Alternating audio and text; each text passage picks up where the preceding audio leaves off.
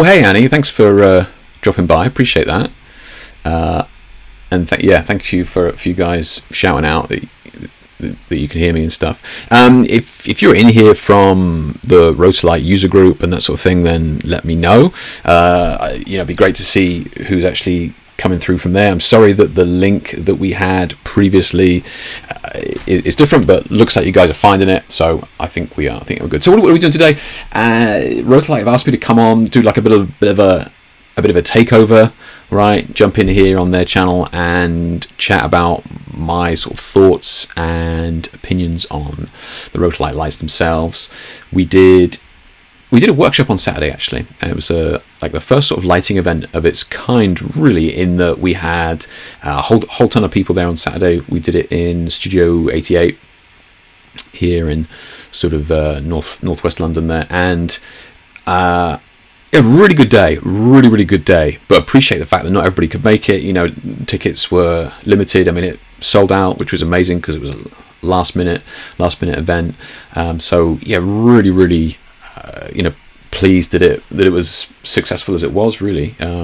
But yeah, like I said, tickets were limited, and obviously geography. Not everybody could fly over from all places. So Rotolight said, look, how about you jump on YouTube tonight, do live stream, talk about the little spiel that you did at the start of the workshop, share your thoughts and experiences with Rotolight so far.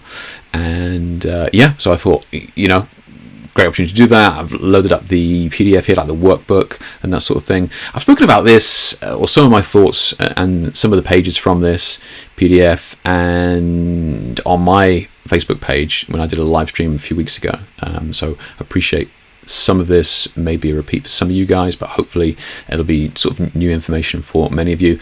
Like I said, live video. By all means, answer. Yeah, you answer your questions now. If you could ask your questions, and I will answer them when I see them. But that's the whole point of this being a live stream. Don't be shy about asking any questions. Love to hear what you guys are thinking, any queries at all, because there was one thing about Saturday which I was kind of surprised at. Like I said, we had 25 people there, I think, in the end, which is a lot of people.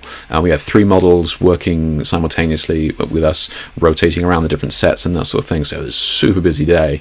But everybody got tons of really cool images, but there was a lot of questions, and I think one of the biggest surprises for me at the event was just the amount of strobists, people that use flash that were there, so like people like me. And I presume maybe because it was me hosting it, there are a lot of people interested in, or currently shooting flash and strobes and interested about using LEDs. I suppose about 30% of the people had used LEDs or do use LEDs normally. I think 20% of the audience were currently using Rotolights as well. So the vast majority, in fact, pretty much 99% of the people there put their hand up to say they currently shot strobes. So there was tons of questions about LEDs and using them, like what are some of the differences that we should be aware of, and how do you deal with color and power and all these sorts of things, syncing, and there's tons and tons of questions. So by all means, jump in at any point and ask those. So let's get cracking then. So from my point of view, who am I? So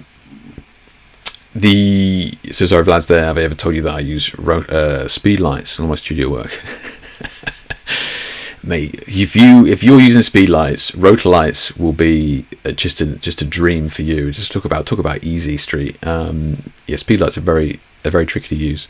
So from my point of view, I'm Jake Hicks. Those of you who don't know, I've been shooting commercially about 20 years, shooting from start off with film, coming out of art college, whatever it was, 2002, something like that, and straight into working for myself, doing hair shoots, family shoots, weddings, corporate headshots.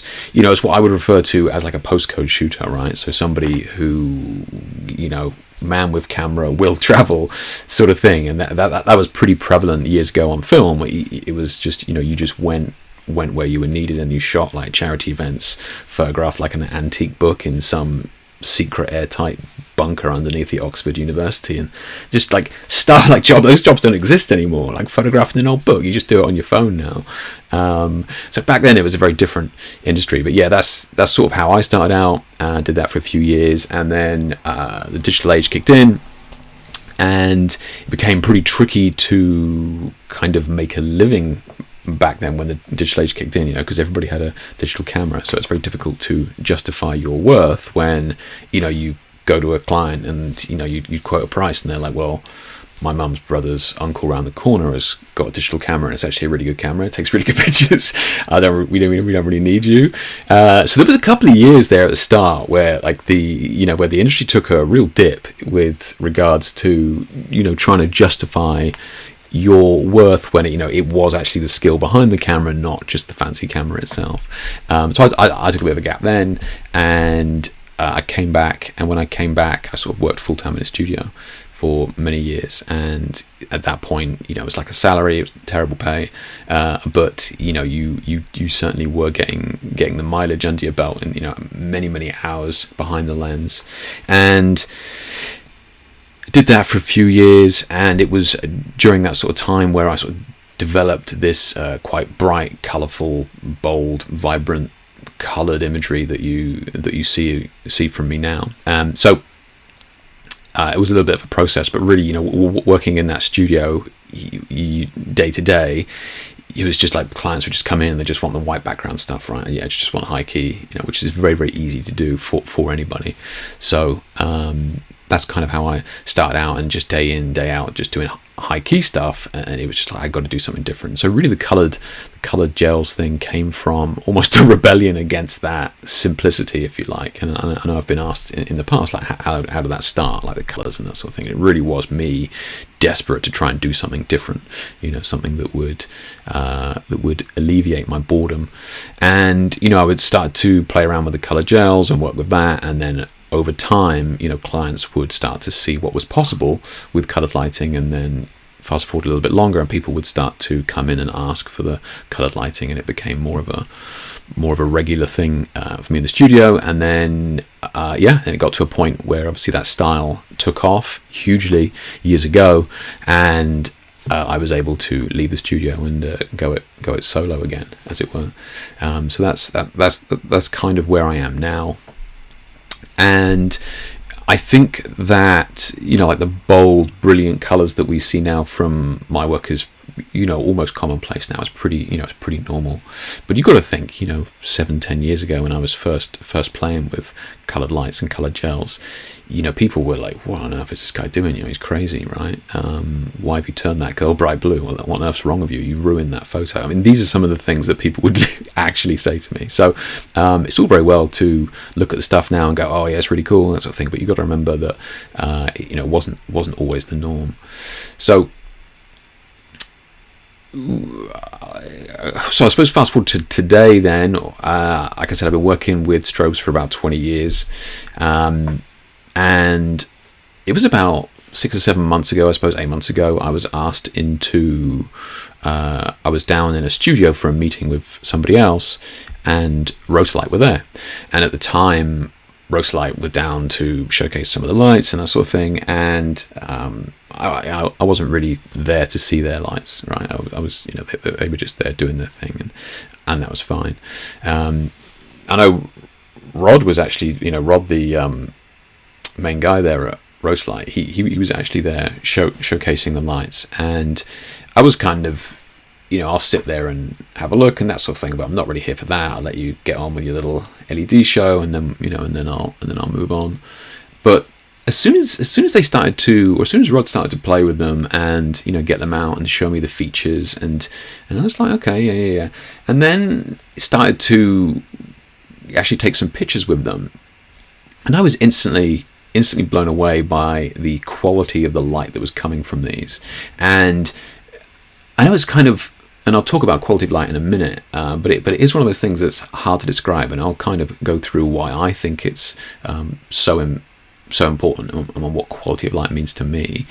But it was definitely, Rod had his work cut out for him, that's for sure. And I think Rod even said later on down the line, it's like, well, I could tell immediately that you were going to be a tough one to crack, because I could see that you weren't too interested. And I was firing, questions at Rod, thinking, yeah, okay, fine, can I do this? Can I do that? Can I do this? And Rod had all the answers, but after every answer, he would always say, just try them, just try them, see what you think, just see what you think of them. And he was absolutely right to be like that, because you can have all these stats and specs on a sheet and that sort of thing, but it really doesn't quantify how they actually look when you start shooting with them. So I was like, okay, I'll give them a go. And I took some shots and played with them, and I was initially quietly reserved about them. I was pretty impressed. Anyway, I took the raws home, had a look, opened them up, and I remember like a couple of days later, I think I messaged Charlie, the marketing manager down there, Rotolight, and I was like, holy shit, Charlie, these are nuts. And I was giving her all these nerdy explanations of why I thought they were amazing and that sort of thing. And Charlie's like, oh yeah, that's great, Jay, it's great. But yeah, I was genuinely really impressed by them. Yeah, really impressed. And I hadn't even got into really any of the features. I was just looking at the quality of light. And like I said, I've come from strobes. I've only ever used strobes for 20 years. So to kind of pull me away from that to a certain extent, what are some of the things that stood out to me? So I'm just going to go over a few things that I think are really important to me in my work. Obviously, mileage may vary, but remember, the sort of work that I do is usually in a studio, a controlled environment, and sometimes on location, but 99% of the time I'm photographing people, right, in location, or on location, or in a studio. So for me, it boils down to, you got your ease of use, you got your quality of light, which I'm going to talk about, you got your color, obviously huge for me as well, and then lastly your versatility. So these are the core things that I'm looking for in any light when I'm doing my work, right? And you got to remember that LEDs have had a rough ride. It didn't just hit the market last year and everybody's like, oh my god, this is really cool. Those of you that have been shooting for a while will know that LEDs were not great years ago, not great at all. And some of the concerns that I had, some of my immediate sort of reservations when I was speaking to Rod was, usually they're pretty underpowered, horrendous white colors. So the LEDs used to have this really nasty sort of green tone, which was just almost impossible to color balance out. Even when you used colored lights, all the colored LEDs, like the colors were pretty muddy. They weren't, they didn't have any impact. A lot of them were unmodifiable, so weird shapes like strips or something like that.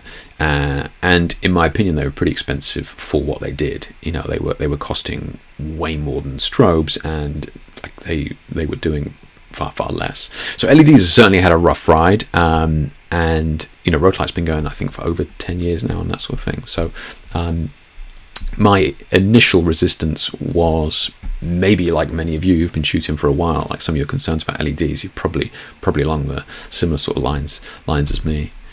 So let's get into this then. We'll talk about ease of use, and for me, what does that really mean? Well, for one, weight is huge, right?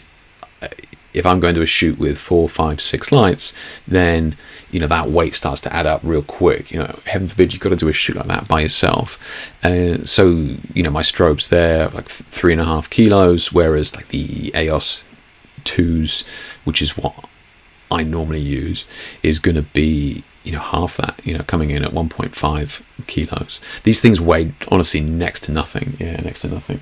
I got one here in a second, but maybe I'll put it away. But yeah, they honestly, like, so here you can see I've got them suspended above the model here, and I've got no concerns about doing that. Even suspended vertically, as in directly above the model, just on a regular light stand. So normally it's almost impossible to do that, having them come straight down on a normal light stand, and as soon as you bring it further out, it just starts to topple over. So the weight of these is minimal for sure. And again, like here, right, it's mounted on its side so that I can shoot underneath it, right? Get that beautiful beauty light, and so shooting underneath this EOS here, it's just mounted at a right angle, plenty of room to shoot underneath it, but all the weight is off to one side of that light stand. There's no worries at all. So super lightweight and actually kind of compact as well. And bearing in mind these weights I'm talking about are without the batteries on. I do tend to shoot these cabled, as you can see. So they're all cabled, but obviously they all come with batteries. So yeah, packing away wise as well, they're relatively thin. They come with the bags and that sort of stuff, so you can get 4 side by side in a bag and carry those easy. Yeah, I know, Vlad, right? No boom arm and a sandbag. Yeah, these things really do weigh next to nothing. Yeah, let me just grab one. Where is it? I'm sure I got one here.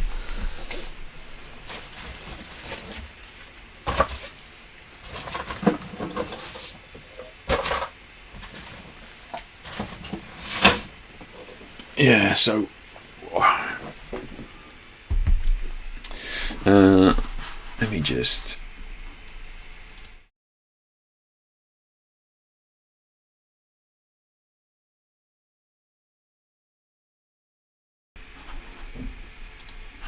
you guys can hear me now, right? Yeah, sorry, the microphone was not synced. So if you can't hear me, let me know. But yeah, so this is the EOS. So in size wise, this is obviously without the battery, right? And yeah, like the yokes, you can easily hold them with absolutely no worry at all. Like the weight of them is next to nothing. Yeah, which is great. You're certainly not holding up a strobe with one finger. That's for sure. Yeah.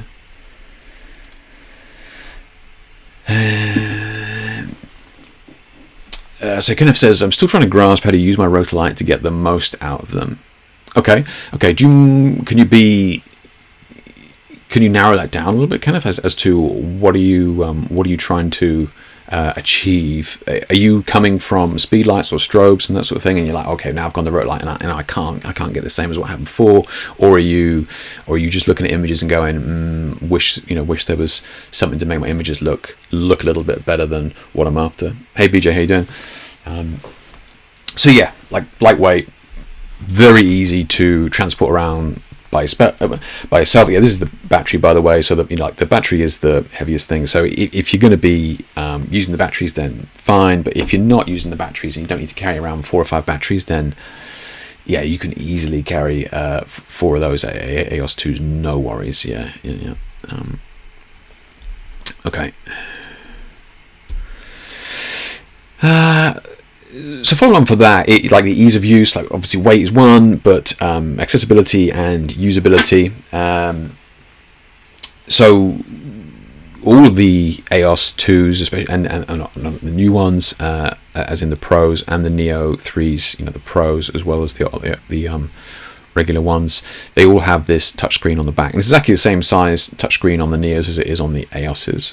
But look, I'll be honest, I am not the brightest bulb in the box here, so I really want to be able to access something pretty easily and simply. And the touchscreen that we've got there, is certainly generous enough. Unfortunately, I can't turn these on. I don't have a charger, so the battery is dead on these. We might get a couple of seconds of juice. Yeah, so you guys can see like the actual touchscreen on there is pretty generous. But the thing I like about it most is the fact that it's just all instant, right? Like within 2 or 3 taps, you can get to anything. Like literally 2 or 3 taps, you get to flash, color, any of the 16 million colors instantly. So as there are certainly cameras out there that have a lot of menus that are a real nightmare. You've got to go 6-7 layers deep, into the subtext and appendages and all sorts to try and get to where you need. Whereas these instantly pop, off you go. And on top of that, you got the app as well. So that was, for somebody dim like I am, even I could could use these clear icons, know exactly where you're going to be, what you're trying to do instantly. Yeah. So brilliant. Kenneth says, I think I'm struggling with how to get the light quality to an ideal level, and I think I'm underexposing or maybe setting the light too far away, etc. Yeah, it's funny you say that, Kenneth, because that was instantly one of my first instincts when you said that about quality of light. I'm not happy with it and being concerned with it, and you may have answered your own question there, and we can sort of have a look at that in a second, in terms of where some of these lights should be. What Rotolights do you have, Kenneth? Do you have the AEOSs or the NEOs? So Vlad says, dedicated controller on top of the camera like on the Hot Shoe would be so nice for any LED light compared to the phone app. So a lot of them can be obviously triggered flash wise with the Godox triggers and stuff now, and we'll get into that. And I mean, you can get Hot Shoe phone holders and that sort of stuff. So if you wanted to, then you could certainly do that, because you're not firing them anymore. You could essentially have your Hot Shoe iPhone holder, boom, and off you go. But yes, having something like that, I would think would be extremely expensive, Vlad, to have like a separate phone-sized touchscreen. So I don't know whether that would be something that they're looking at, just because I could just see that being pricey. But you never know. As Chris says, I have this grip with my one LED as well. Okay. And Chris says, I have two AEOS 2s and an AEOS 3. Okay. So like, I mean, the AEOS 2s are obviously the size. Yeah, my concern was if you were like all with the Neo 3s, then yes, like to get that beauty lighting, it can be a little bit tricky with those smaller ones. But yeah. Okay. So look, I mean, we're going to get a little bit nerdy with some diagrams and stuff here in a minute. I knew what you meant, Kenneth. It's all good. Yes, we're going to get a little bit nerdy with some of the diagrams and stuff here, but I kind of want to explain to you what I mean about quality of light, like what it means to me, and what I'm looking for, and what I was instantly drawn to when I was looking at the quality of light on the skin. That says, yeah, my phone locks up and I have to fingerprint unlock it while holding the camera. I don't want to touch screen. Yeah, true. Yeah, and obviously you can keep it unlocked and that sort of thing. But yeah, it would if you're especially if you're not somebody who's using live view and that sort of thing. If you're bringing it up to your face and having the phone on top of the camera is certainly not ideal. But I think to have the access on the phone with a free app and that sort of thing is huge.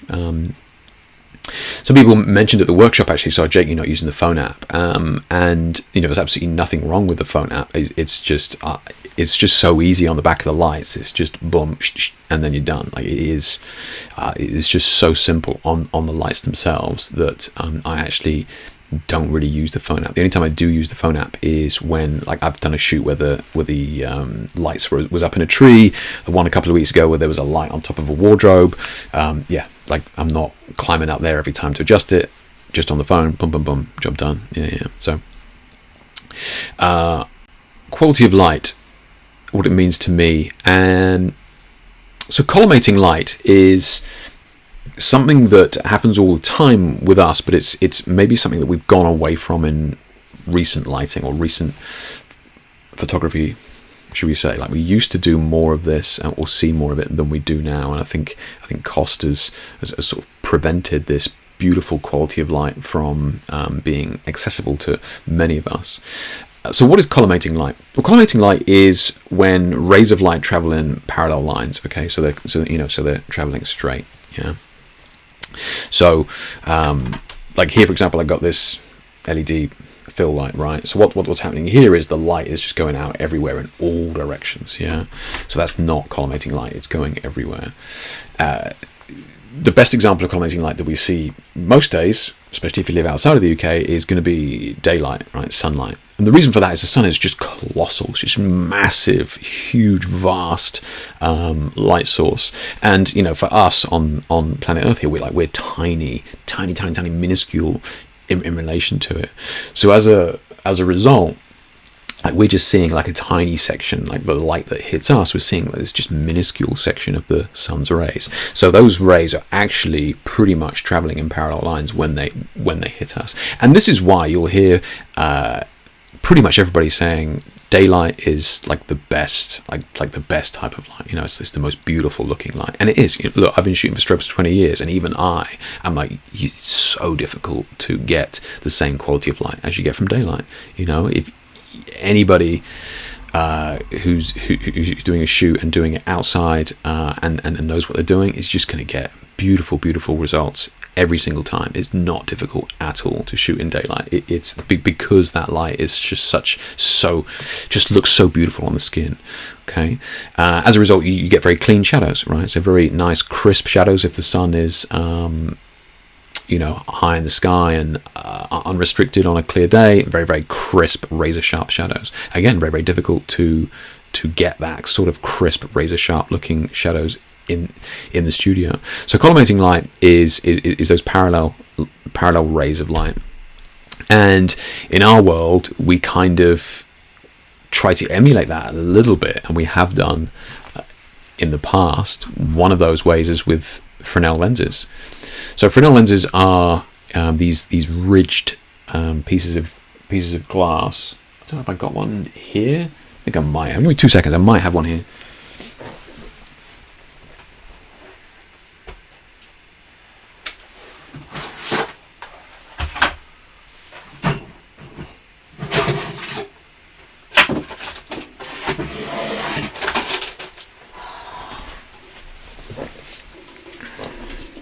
So this thing, right? So that's that Fresnel lens. Yeah, I'll just show you on the big screen. So that's that ridged glass that you get. Okay, and these are very expensive. They are very expensive. But they used to be really prevalent years ago. You got to think the Hollywood lighting, Hollywood glamour of 40s and 50s, 60s. This is what they were all shot with. Okay, with these beautiful hot lights or arrays and that sort of thing. Beautiful Fresnel lenses. This is a time before Photoshop, remember? So they had to get the skin looking incredible straight out of camera. So using these Fresnel lenses gives you that collimating light, beautiful crisp shadows. And people who have those modifiers, Bowen's made that one years ago, but they are pricey. They're like 300, 400, 500 quid. So I mean, they're certainly not cheap. But that beautiful piece of glass is an incredible piece of engineering, really. And I won't go into it too much detail, but the history of Fresnel lenses is Mr. Fresnel was a lighthouse keeper, hundreds of years ago, and he's out there on his little lighthouse on his tower of rocks, and he's up there with his 3 candles, and the ships are still crashing on his rocks, and he's just like, this is this is kind of pointless. And these candles are just not cutting it. How can I get more power to my lights? And back then, it wasn't about having more power. What he very ingeniously came up with was, rather than the light going everywhere, I just told you that when you have a light source, the light just goes everywhere, right? What he was doing is he had this beautiful Fresnel lens, okay, and he would pass that lens in front of the candle, and then it collimated the light. Okay, so it would send out this column of light. So he's not increasing the power of his candles, but what he is doing is he's channeling all of that power into one column, and he was able to then throw that light far further. Okay, so really clever, especially back then when that must have been totally out there. So absolutely very clever guy, and that's where it comes from. And look, these Fresnel lenses we use on movie sets all day, every day. Like, they're still used on all movies. I don't care who you are. I guarantee you will find these Fresnel lenses on movies. I think the reason we came away from them is for convenience and cost. These are very, very expensive, and you're going to buy a couple of speed lights, or you're going to buy 10 speed lights, or one Fresnel. Of course we're going to come away from them, but just because they're old does not mean that they are not relevant at all. So Fresnel lenses collimate the light. Something else that collimates the lights is parabolic reflectors. Okay, so again, very expensive piece of kit. These can be sometimes 6, 7, 8 feet umbrellas, and they, absolutely huge umbrellas, and they're used in, all sort of big fashion houses, shooting in big studios like London, Paris, New York, those sort of things. They're all going to have these. Extremely expensive. Like, some of these are like $8,000 for a parabolic reflector. Very, very expensive. But what happens is you have your little light back here. Okay, and then as we've said, that light is throwing light everywhere. Yeah, but what makes these parabolic reflectors so ingenious is the fact that this parabolic curve, is so designed. I think it was like the Greeks or something who came up with this parabolic curve to actually heat water, because they were actually using the sunlight in the opposite way. So the sunlight would come in, and all the sun rays would focus into the central point here, so you could boil water. Now, what we've done, photographers, we've reversed it. So we've said, okay, rather than boiling water, what we're going to do is we're going to put the light source here, and then all light that comes out of this is going to collimate. Okay, so it's genius that the Greeks, however many years ago, were kind of doing this. Really, really clever, because again, they were taking advantage of the collimating light from the sun, boiling water, and then we're doing the opposite. So we're putting our light source back here, and really, parabolic reflectors is as close as we get to in a studio to daylight. Okay, and if you know what you're looking for, and you can see what you're looking for, then you can look at a really well taken parabolic shot, and it looks damn near like sunlight, and it's really interesting to see how not brainwash is the wrong word, but how used to sort of normal strobes and normal lights that we're used to seeing, that when we see something that like this shot by a parabolic, it's just instantly looks like daylight. There is something going on there, and it is the fact that we have this collimating light. So look, collimating rays of light is out there. It's just that they are fairly costly, but as a result, you do get this beautiful looking light. Never knew the history of Mr. Fresnel, Kenneth. I know, right? What an absolute legend. Yeah, very, very, must have been an absolute genius at the time, for sure. So let's come back here. So here we are, normal strobes, right? I got scores of these, and all of these strobes are going to have your little flash here, and then the light comes out, right, and it just spreads out, so it's coming out from that centralized point, and it's just spreading out. But as you can see, it's going out in this sort of cone-like shape, like all light does. And if you just have a bare bulb, it just goes everywhere, right? Now, what I found super interesting about these AEOS 2 panels and the Titan X1 panels is that because of the size of the light, right, so it's not a centralized pinpoint of light, because of the size of these panels, we start to get a similar sort of look to this collimated light. Now, I'm not saying that each of these little LEDs in here are collimating the light, but I am saying that because of the size of the panel, and you have lots and lots and lots of little lights all pushing out light at the same time, you get pretty much the same look as collimated light, and this enables you to get this instantly beautiful looking light that's very, very even, very, very clean, and very, very manageable to actually use and control. And I'm using this shot here as an example, because here you would normally have maybe you do this with strip softboxes, right? And the strip softboxes are in my opinion terrible, right? Like you can't. Let me just see if I can bring up my paintbrush tool a second. But yeah, what happens with a softbox is, let's just say we've got our light here, right, and we have our strip softbox. Oh, we have our strip softbox. Oh, thanks. Let's try that again. So yeah, so it's like, so we have our strip softbox. So this is our light here, and then we have our strip of light coming up here, like this, right? And we got our egg crate on there and that sort of thing. And I'm angling it like that because that's how I would try and manage this hotspot, because all the light is like super bright here, and there's just no way that you can tell me that you're getting the same amount of light here in the middle as you are at the outside of these strip softboxes, right? There's just no way, absolutely no way, especially when they're in nice and close to the subject, like I'm trying to do. So what you end up with is a really blown out hotspot in the middle, and then it drops off very, very quickly to shadow. So look, and if you're making strip softboxes work for you, that's absolutely fine. I'm just saying, for me and my work, I need to have very, very close control of my lights, really close to the skin. So you don't like to actually have that control of the light and that very quick drop off of light. And softboxes and that sort of thing I tend to avoid, purely because they don't give me that control because of their hotspots. Okay. I might actually have had an example of what I mean, of what a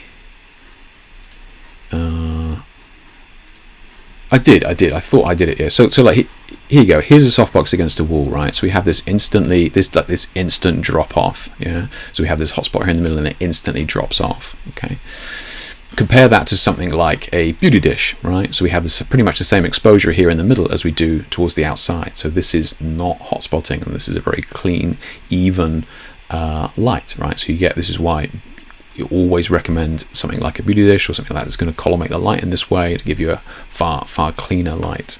And this is what the panels are doing. You bring these panels in nice and close, and we're able to get this beautiful, beautiful control of light, beautiful color, and able to separate these very bold colors even on small surfaces like the body. So I was instantly blown away by the quality of light that comes from them and how clean that lighting is. And hopefully that explanation that I've given you gives you some idea as to sort of how that's happening on the skin. Okay. Let's talk about some of the other benefits for me. Color, huge, right? You know, having this beautiful bold colors, millions of colors to choose from instantly. You know, 2 taps on the screen, boom, boom, boom, and I'm able to access all of these colors. On the app, even more control, you know, even bigger color wheel to choose from. So I mean, just I don't need to explain it. Millions of colors that are instantly accessible is nuts. And able to fine tune them to exactly what I need. So like here, for example, we're using, you know, a shot, or, you know, we have a scene in the background of this pink and blue in the background, and I'm able to control the exact pink and blues that I need from my Rotolights on the subject. Okay, so super useful if you're trying to dial in a very specific color, like maybe you're doing still life or something like that, or you're shooting you know, red Coke can, right, and you need to get exactly the right red. You're able to really just fine tune that exact hue that you need. Maybe it's like styling, you know, fashion wise, you got green handbag, green jacket or something like that, and you want to get exactly the right green dialed in. Super useful, because before it was like, well, I've got a green gel, and like it's just, you know, it's going to be similar to that green. I mean, there's, you know, thousands of greens, right? So being able to like dial it in, especially like color matching on the day, you know, in the scene, is huge convenience and time saver for sure. Beyond that, beyond the actual RGB, you also have the tungsten changes, right? So that like the very fine Kelvin control, you're actually able to dial in specific Kelvin adjustments. So like here, for example, this is a practical light on set, but it's not actually lighting the model here. This model is being lit by an EOS 2 just out of shot here, and I'm able to dial in the exact Kelvin to match this exact bulb. This is not a regular tungsten bulb. This is even warmer than that. So I'm able to really dial in the exact Kelvin that you want. Again, on set. And here, this back here is subtle, but trying to emulate a little bit of a kiss of light coming in from this scene from behind her here is nowhere near as orange, right? Nowhere near as tungsten-y on this side. So we've just got a little bit of orange on this side compared to this side, which has a lot of orange. So you're really able to fine-tune the Kelvin in these, and even to the fact that you're able to fine-tune the tint as well. This is accessible on the back of the light, by the way. I'm just looking at it on the app here, but you're able to dial in the tint, which is those Lightroom, for example, you got that magenta and green tint. So if you're trying to color match with other lights in the scene, practicals in the scene, then super easy, just dial it in, off you go. Coming on for that, we have the ability to adjust the saturation of all of these colors, right? So the RGBs, we've got all these millions of colors, and we're able to adjust the saturation of these, which is, I think, something that is just constantly overlooked. It's all very well to have all these, red, green, blues, oranges, cool, these really bold saturated colors, nice, but being able to then come in and adjust the saturation of these is massive. And I do think we will start to see a shift away from a lot of the saturated colors that we've seen in the past, and I do think we will start to see more of a look at these pastel tones, right? These more these bathed in softer colors and that sort of thing. So like the Marvel movies and that sort of thing have really just hammered home these heavy, bold colors, and I am starting to see the trend shift away from that into more of these lifted shadows, like lifted blacks, and more of these washes of color. So like here, for example, I think we got like 56% pink, 78% blue saturation wise. So you're able to really just dial in exactly the sort of look and harmonize between these two colors with that saturation slider. So and again, with gels, you have to buy specific pastel gels. You can't shoot with regular gels and just get pastel colors. You have to buy pastel gels. So again, it's just ease of use. So BJ says, would you describe the Fresnel light quality as hard or soft? I know the old Hollywood ones focus, and was curious because they do have a focusing slider. Yeah, you're absolutely right, BJ. The Fresnel, that I have here, if you guys can, I think you guys can see that, so it's got like a slider here which focuses. I know you guys can't see it in there, but all it's doing is changing the iris, changing the size of the iris. So that's not changing the quality of the light. Same with using a grid on a beauty dish or something like that. It's not making the light any harder, it's just shrinking the quality of the light that you have, but into a smaller pool.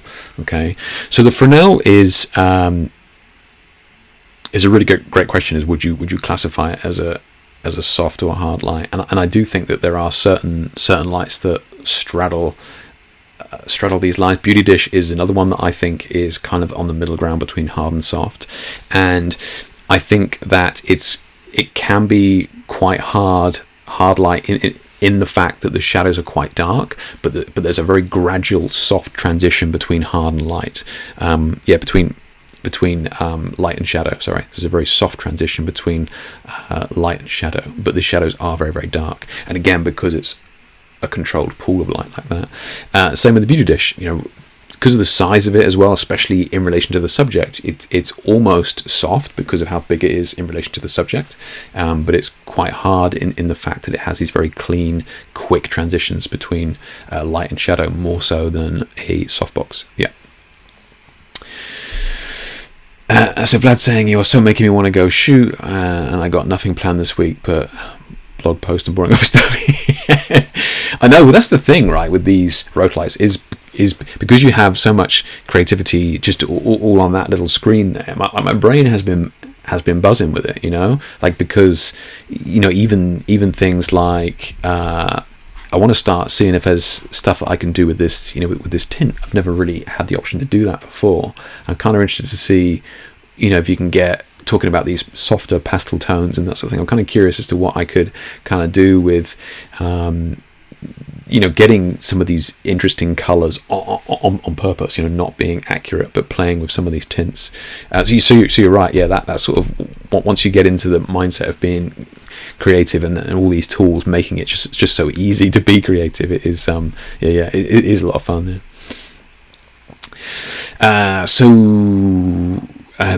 Beauty Freaks Makeup Artist says, any tips for a gal with only a solitary Neo 3? Okay, so that's a really good question.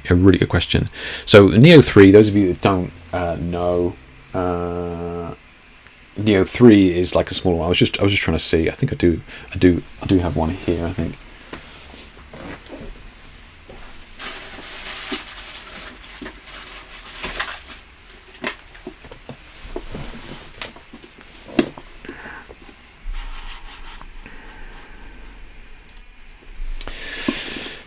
So that's the Neo, right?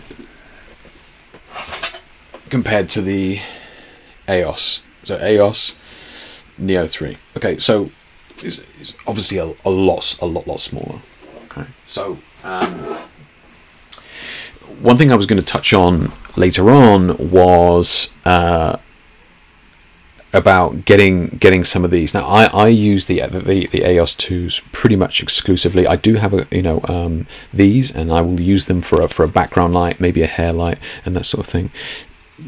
And one of the things I mentioned to you earlier on about the quality of light is going to be that collimating light, right? Which really only happens because we have that nice big panel. Now you're not going to get the same sort of thing with this smaller Neo 3. It's not to say there's anything wrong with these Neo 3s at all, because they do everything that the AEOS 2 does. They have all the touchscreens and colors, and they have absolutely everything that the AEOS 2 does. It's just in a smaller package, so you're not going to get the same collimating light because of the size of the human that you're working with. So I would recommend using this dome that we have on here. I think these are the magnetic dome thing. So yeah, I would recommend pretty much always using that to keep that light nice and soft. And you could soften it up even more by what I've done is you can buy those 5-in-1 reflectors. Okay, so those 5-in-1 reflectors, you can get them on eBay for you can get them on there for less than a tenner, right? So these 5-in-1 reflectors, and because you're using a Neo 3, you don't need a big one. So something like just like this sort of size is going to be fine, right? And then those 5-in-1 reflectors, you've got your silver, you've got your white, you've got your gold, you've got your black, and then you'll also have a scrim in there. Okay, which is like a translucent sheet. So you take that out, and that's going to be fairly rigid. So you take it, and you've got this scrim in there. So I would recommend using that scrim that comes in those 5-in-1 reflectors, and shoot a Neo through that, and you'll be blown away by the quality of light from it, because you're basically getting another layer of diffusion on top of that, which is going to be gorgeous. Okay, so if you're just looking for a kind of a quick fix, and that would be the way. I'm not sure whether you can. I think you can mount the Neos in some of the Rotolight softboxes as well. So if you wanted to go that route, that would be the polished route of doing it, as opposed to having to hold a scrim as well. But yeah, that would be a nice option. Yeah. So Vlad says, can you mount an umbrella in front of them? So as I was kind of talking there, Vlad, yeah, I was thinking about that with an umbrella. My concern is, I think you might be fine with a decent size one. So with the AEOSs, you can't really, because of the size of them. Yeah, because you'd be firing the AEOS into an umbrella, and then it's like the actual physical size of the AEOS is stopping too much light from coming back.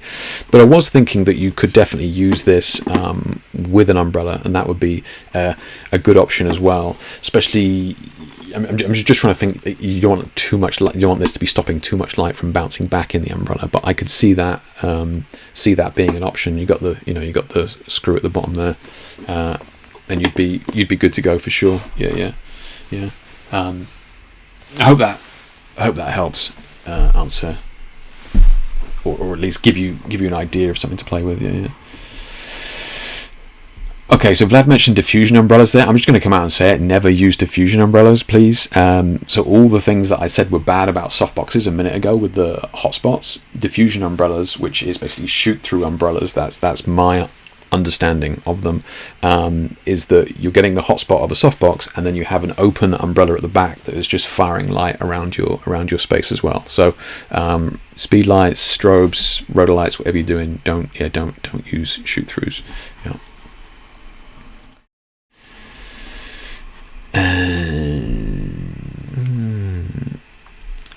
Vlad actually preempted my concern. Is I know you don't like them, but it is an option.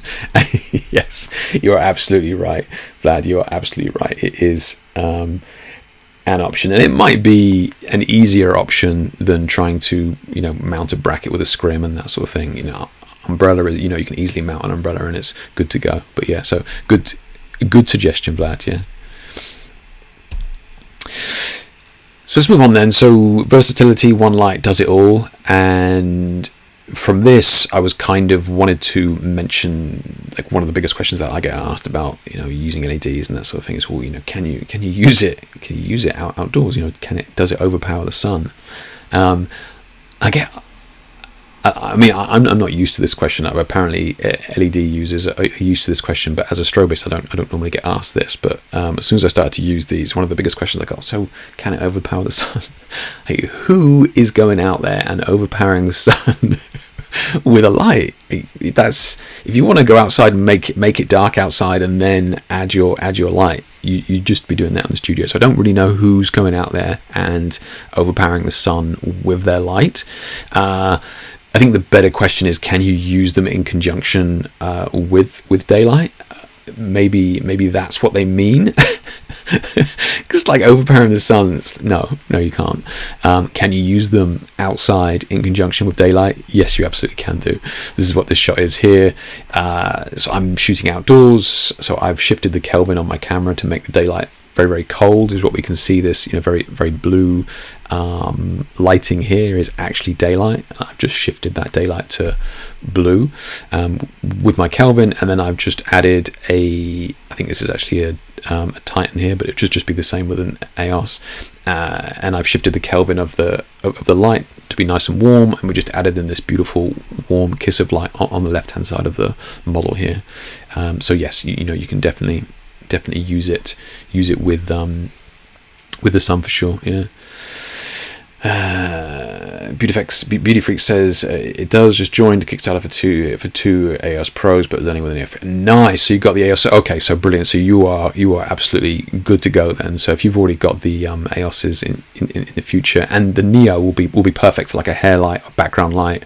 Yeah, two AEOSs and a Neo. You'll be there's tons you can do with that for sure. Yeah, you'll definitely be set. Yeah.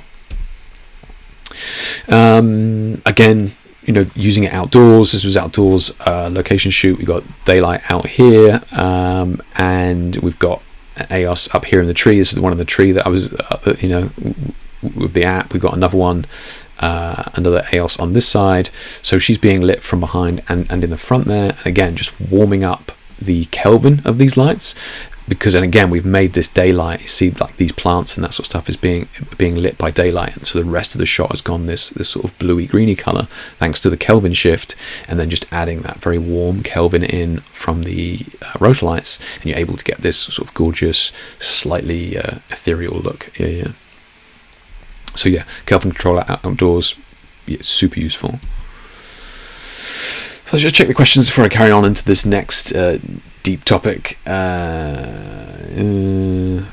Rotolight says, Vlad, the Neo 3 is the cutest little thing. Is a grip to hold it like a lollipop. Yes, I saw those grips actually at the workshop on Saturday. I wasn't aware of them, but yeah, apparently they just have a little grip that goes into the bottom of them. I presume you can extend those as well, which is great for like wedding shooters and that sort of thing. So versatility then, one light that does it all, mixed lighting. So this is something that is not going to be relevant to everybody, but for me and my work is really important, because I do a lot of long exposure work in the studio where I'm using both hot lights and flash in the same shot. So this shot here, for example, is a 1 second exposure, and this was all taken with Rotolights. So it was a 1 second exposure, and we have a Rotolight above her flashing, okay, and then we've got a Rotolight behind her, which is just set to ambient red the whole time. Okay, so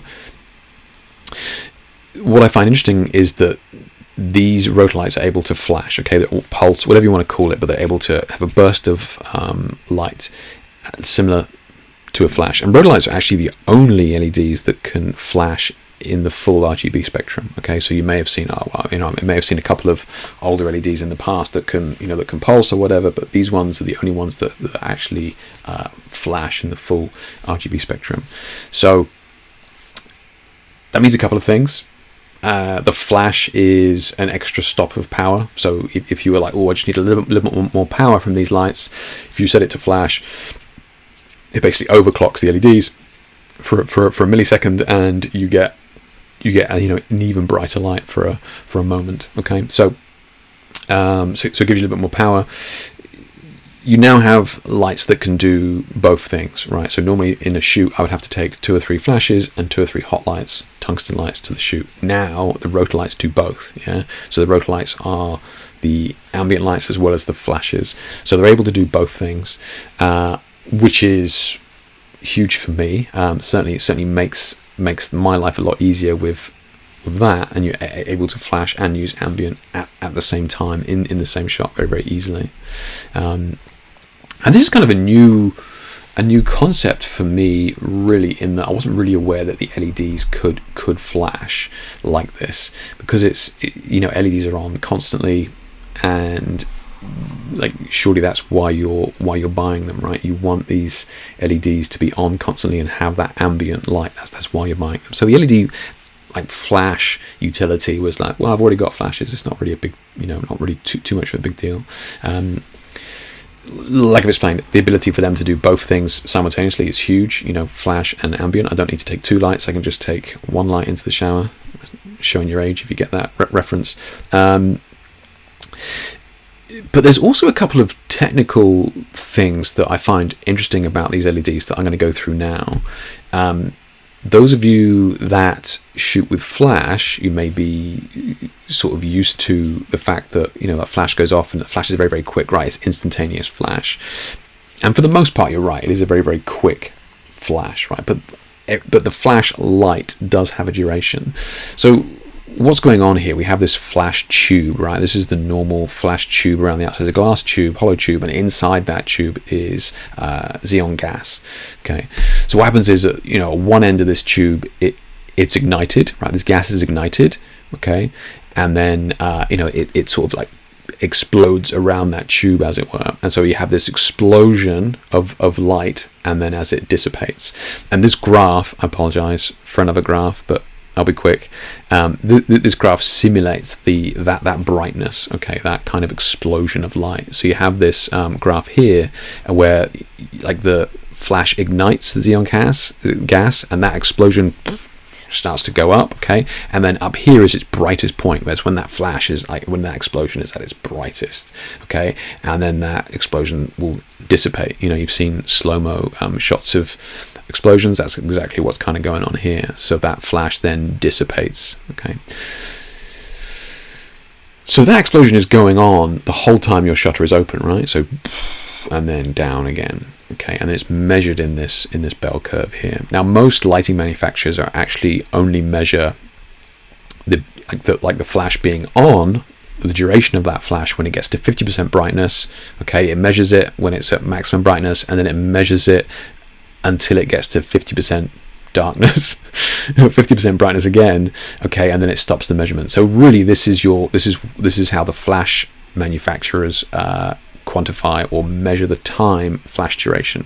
But the reality is that the flash is still going on for a significant period of time, and this whole time your shutter is open. Remember, this is all happening very, very quickly, but your shutter is open as that gas is dissipating and as that gas is building up, okay. So flash duration is not as quick as we think it is, and for the most part we're doing portraits of people just or fashion, people moving and walking, not too much of a big deal.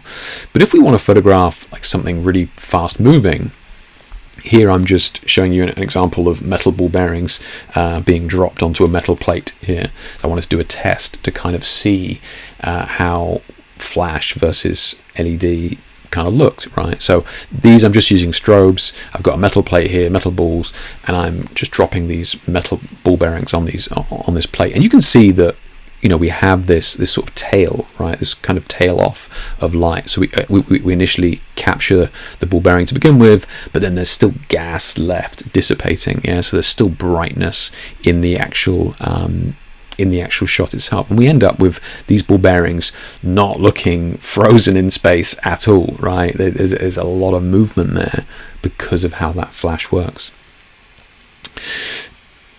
So I knew that flash did this, but I was kind of curious with the LEDs, right? Because, well, you know, there's no gas with LEDs, there's no ignition and tail off or anything like that. You know, there's no spark, and there's just not this process with LEDs. So I was like kind of interested to see how the LEDs were going to look, and I had a hunch I knew how they were going to work. So I did the same thing with the metal ball bearings on the metal plate, and this is what we got. So the ball bearings are frozen dead in time here, okay, and the reason for that is because the LEDs are like an electric light switch, like your lights at home, right? You just turn it off and on. Like, this is the same curve. I know it seems ridiculous, but the same curve as I showed you a minute ago, right, where the light builds up to 100% power and then tapers off to 0% power. Well, this is what it is with LEDs.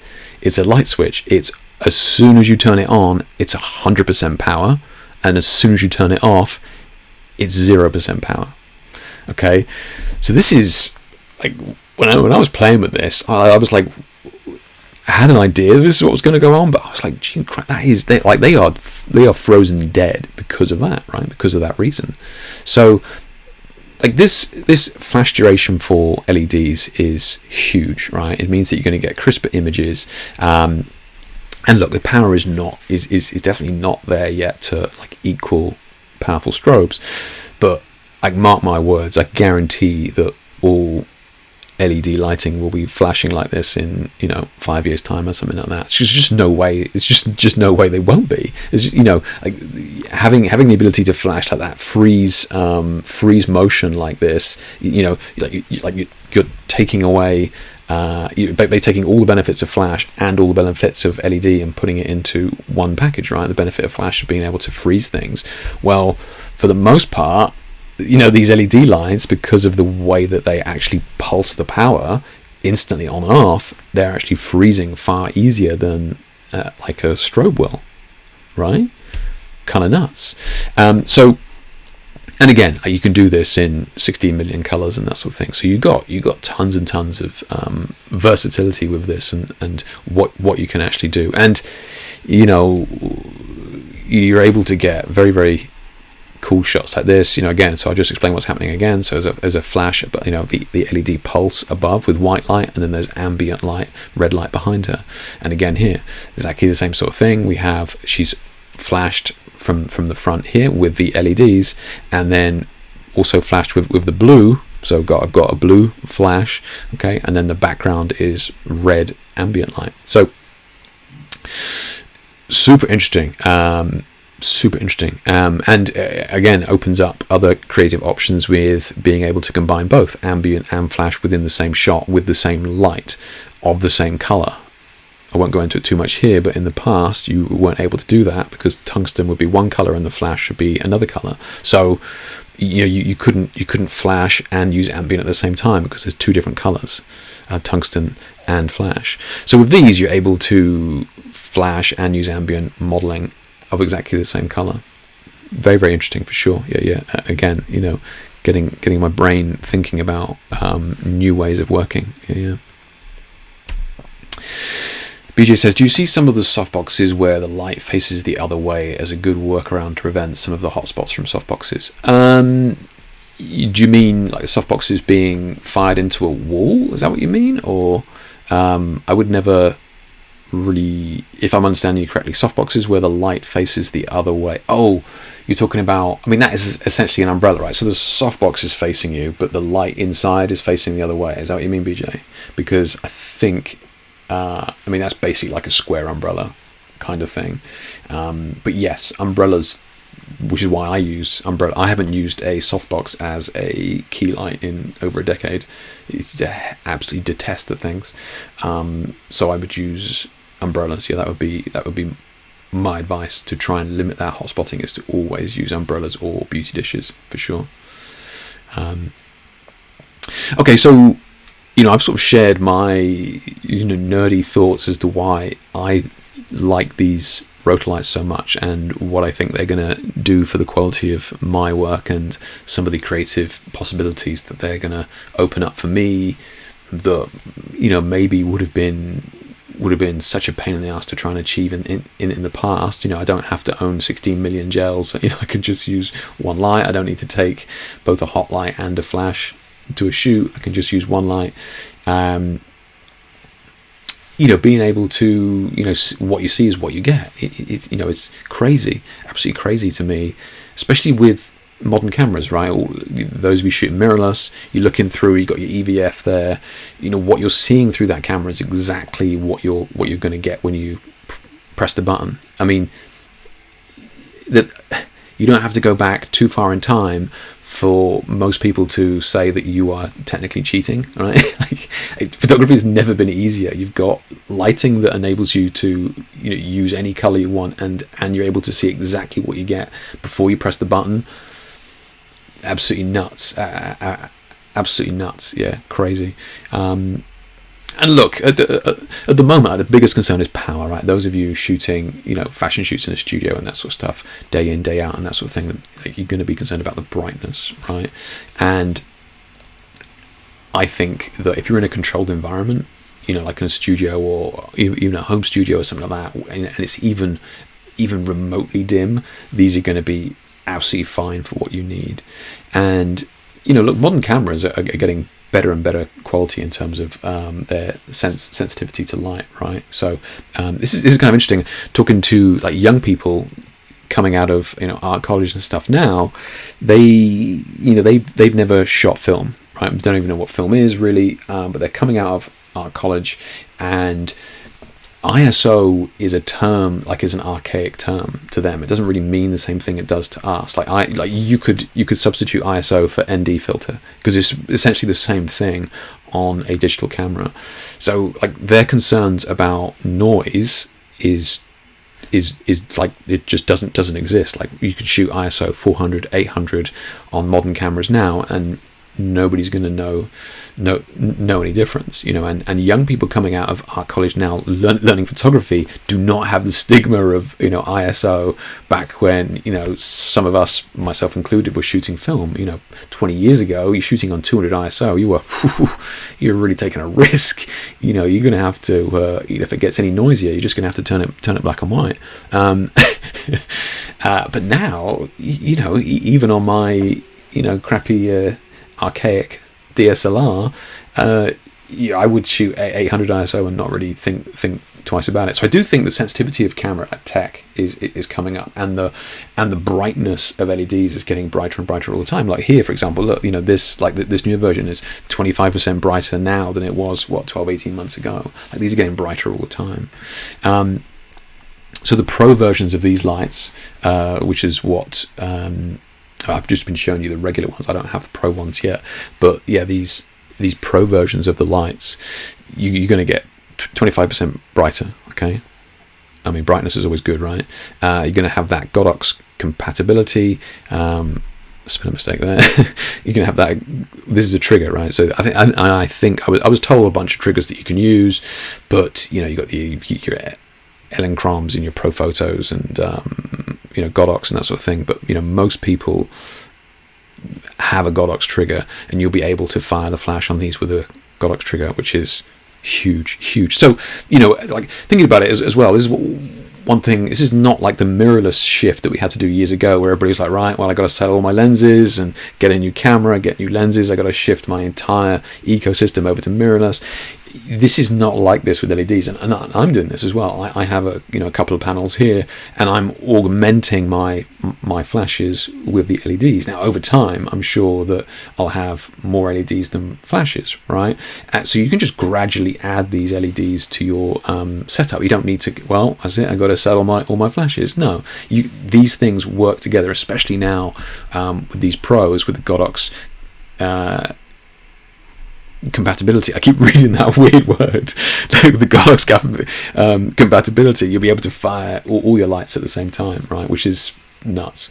Hardware upgrade. So we got our red handles, anodized handles and knobs and stuff here. Anodized red on the Neos as well.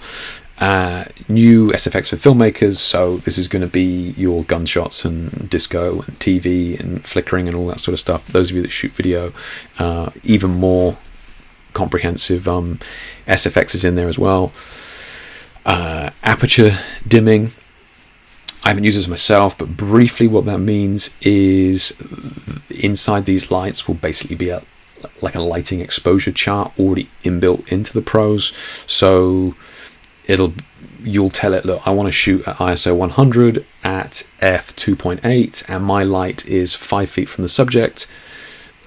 You just type 5 feet in there, boom, and it'll automatically adjust the power of the light based on the distance of that light to the subject. So it's just kind of an ease of use thing, right? Rather than, I don't know how bright that needs to be, take a picture, okay, got to make an adjustment. You just go, boom, right, 5 feet, zoom, and then it'll adjust the brightness based on the program that it has in there. So super handy. Kelvin presets, pretty self-explanatory, and then Masters of Light preset packs, okay, which is what I was kind of excited about with this. So just check any questions. So Vlad says, what you see is what you get is so important that I shoot with gaffer tape on my LCD nowadays to limit a certain aspect ratio. Oh, interesting, Vlad. Okay. I know a lot of cameras now you can actually get it to crop in the viewfinder. I know you can actually, I know a lot of people like to shoot in the, what was it, 5:4 aspect. Yeah, you can actually set that crop marks in the camera as well. But yeah, what especially if you're shooting like live view, like some Asian uncle, with their iPad, and I see you guys out there shooting live view like some sort of lunatic. So yeah, if you're not looking through the viewfinder, then yeah, what you see is definitely what you get.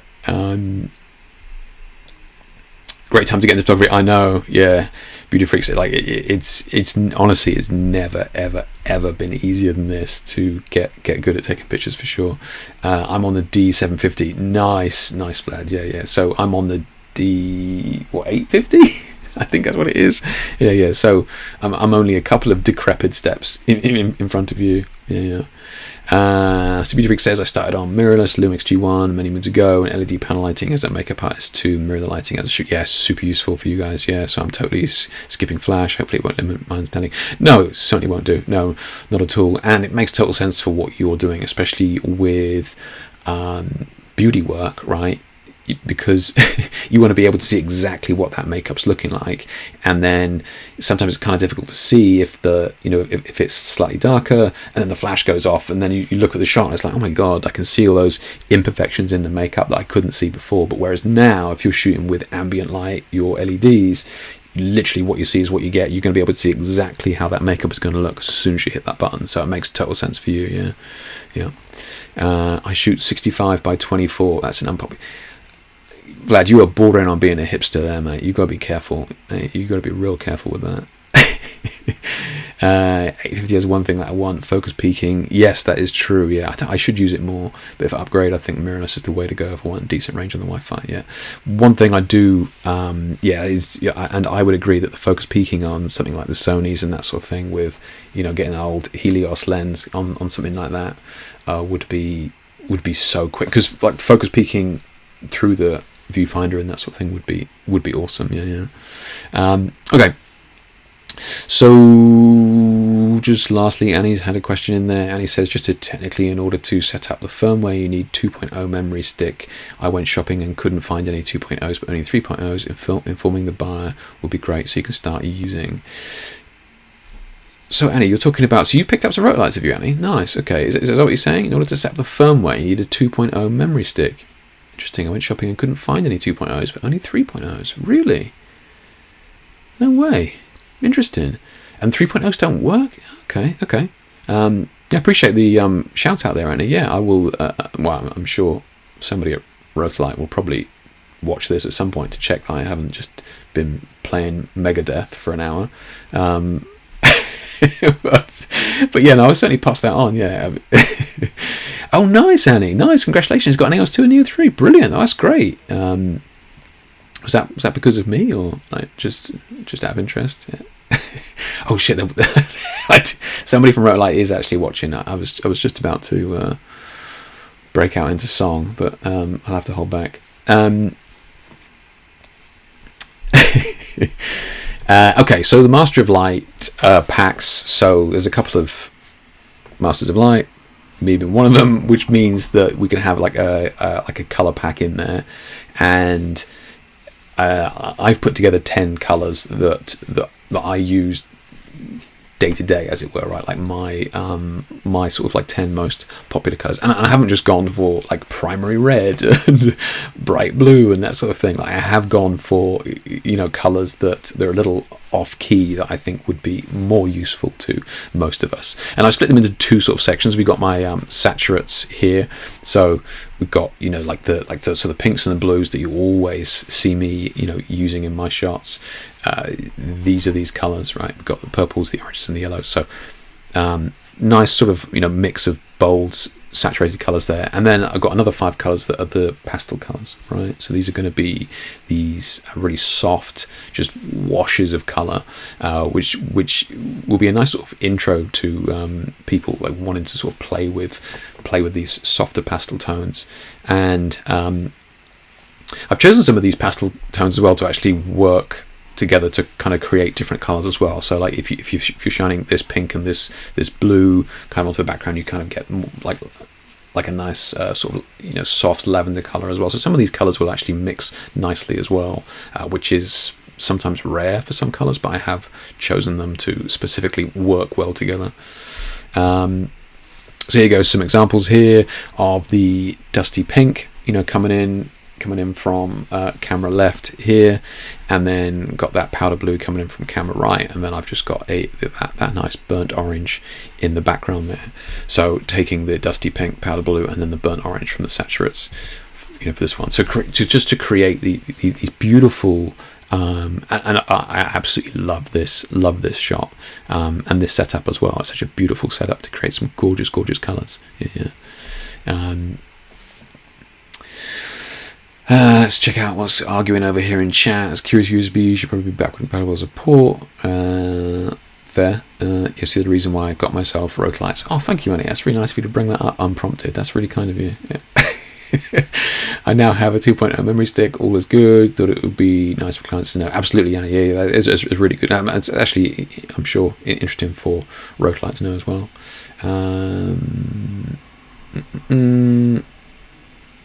I used my code. Did you? Yeah. I've got a code. Oh, I do. I forgot about that. Yeah. I'm sure. Of course you use my code. Yeah, exactly. Yeah. I would love to give you a code. I will be honest though. As much as I would love to get a kickback from you using my code, the probably. Oh, thank you, Annie. Yeah, you can certainly use that as well. But the new pros that they're selling at the moment is probably the best deal. If Rotolight is still in chat, just post the link to the Indiegogo page, because those, as much as I'd love for you to use my code and for me to get a kickback, in all honesty, you would probably still save more money by signing up to the Indiegogo page, because that's the cheapest lights that there are. But yes, Annie, thank you so much for sharing that code. If you want to buy the regular Neos and AEOSes, then you know, by all means use my code there. Appreciate it. So another set here is just a shot we're using the bold pink and the sort of that chromed teal color, And then that mouse on the screen is really annoying. And then lastly, this shot here, which is more of a sort of editorial style portrait with a little bit of a blue fill, and again just using that chromed teal color there. Okay. Yeah, Rotolight's right. Yeah, I mean, and look, I know the original AEOS's and Neos were part of Kickstarter, and they were never ever as cheap as they were when they were part of the Kickstarter page. So if you are thinking about getting them, you are curious about getting them, then I think, how long have we got? 4 days. So you got 4 days left of the Indiegogo there, and they're all for the pro versions that we're talking about here, with the pro benefits that we've just mentioned. So yeah, if you were looking to do it, next 4 days, definitely something to think about here. Yeah, the colours here are chef's kiss. Thank you, mate. Thank you. Yeah, very, very kind. Yeah. Time to GoPro. I have a GoPro. Nice one, Vlad. Yeah, nice one. Yeah. Way to end the stream on a dad joke, Vlad. Yeah. So guys, look, any other last minute questions before we sign off here? If not, then by all means I will be around. I might actually just grab a couple of my links if people don't mind, just so people know where to check out my work if they're interested. That's my website there. The other place to check out all of my goings on is going to be on my Facebook page, where I actually post daily as well, right? Well, I mean, yeah, during the weekdays, and not some sort of sadist at the weekend as well. But yeah, so my Facebook page, and in there, so like a lot of the guys like Annie and Vlad and that sort of, from my Facebook page, and like there's a lot of stuff in there that we talk about and discuss and share images. And I'm about to head on over there now to do a live stream where I give live feedback on some of your images. So I'm around. If you don't have any questions now, then by all means, come through to my Facebook page on the live stream there, and I will answer it there as well. But I'm always available, usually on there. Far better to get me on there than somewhere like I don't know, Instagram or something like that. So yeah, so check there's no questions before we sign off here. Beauty Freak says installment plan really broadens access. Oh yeah, that's right, there is an installment plan. I forgot that. Yeah, that was a recent thing. So yeah, Beauty Freak saying there is an installment plan available, so that's really, really cool. Yeah, and good to see that you found that useful as well. Yeah. Hey Kenneth, no worries, man. Yeah, no worries. Yeah. Any tips for doing educational blogging like you do? You just got to jump into it, man. Yeah, you just got to jump into it. I think Technique Tuesday has been going for 10 years or something like that. So I think you just got to you just got to jump in and give it a go, really. So like, yeah, my Technique Tuesdays have been going pretty much every week for the last 10 years or something like that. So it just depends what you want to do. My advice would be to focus on what you're passionate about, on what you are really interested in. I shouldn't think it would be too difficult for you, Vlad. I think you have a very defining sort of look and style to the way that you work. I think that you have a lot to say with your look as well, and I think a lot of people would find that interesting. So I think lean into what you're passionate about and just talk about that. Really don't try and chase the trends with what latest people are doing, all that crap. Or it's just you're not gonna you're just gonna be miserable.